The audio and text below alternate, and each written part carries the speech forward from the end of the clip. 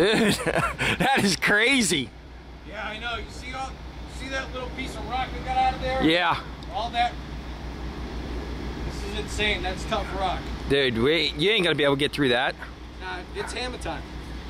That is crazy. Yeah, I know. Isn't it nuts?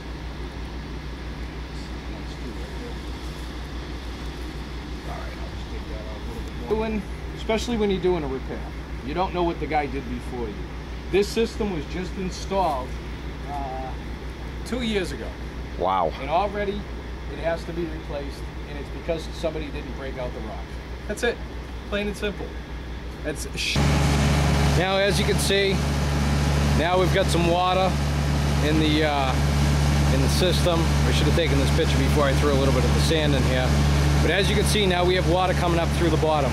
That is a very good sign. We broke through the rock, and hopefully we got enough rock actually out of here, which I think we did. So this looks great. This looks really good now. Now we're gonna probably go over and hammer out the other side a little bit. The rock over here is real tough. I'm kind of hoping the rock in the drain field, on the other side of the drain field, be a little bit better.